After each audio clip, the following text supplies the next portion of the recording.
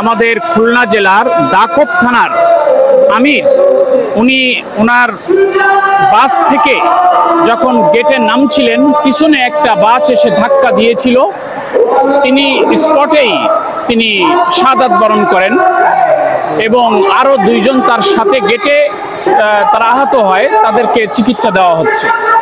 আমি মাওলানা এস.এম. আমিনুল ইসলাম, আমি খুলনা জেলার কর্মপরিষদ সদস্য।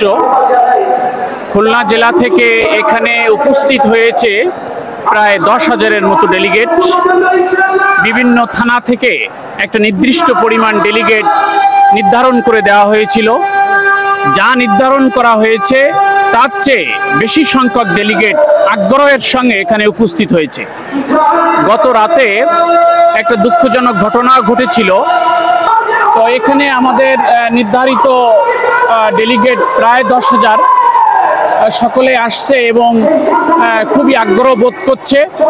আমরা ফজরের নামাজ বাবু বাজার এসে আমরা পড়েছি, ওখানেই গাড়ি রেখে আমরা শহরের মধ্যে চলে আসি এবং এখন আমরা সরোয়ার্দী উদ্যানের বিভিন্ন এলাকা পরিদর্শন করে আমরা এটা মনে হয় দক্ষিণ নাকি উত্তর কর্নারের দিকে আমরা আছি এবং হ্যাঁ, আজকে লোক সংখ্যা তো কেন্দ্রীয় জামাত 20 লাখেরও বেশি লোক হবে বলে আশাবাদ ব্যক্ত করেছে।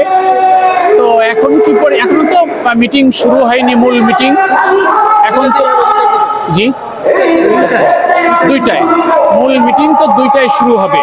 এই জন্য এখনো লোক আসছে এবং কি পরিমাণ লোক যে হয়েছে এ তো বুঝিয়ে পারা কঠিন। যেদিকে তাকাই লোকে লোকারণ্য, হ্যাঁ মহাসমুদ্র, এবং যেন স্রোতের মতো মানুষ এখনো তারা এই সরোয়ার্দী উদ্যানের দিকে এগিয়ে আসছে।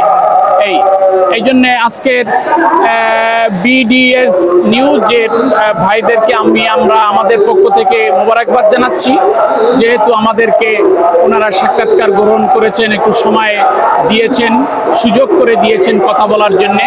সেই জন্যে এবং সমাবেশটা প্রচার করছেন অনেক কষ্ট নিয়ে। এই জন্যে আমরা আজকের আমাদের জামাতের পক্ষ থেকে আমরা ওনাদেরকে মোবারকবাদ জানাচ্ছি।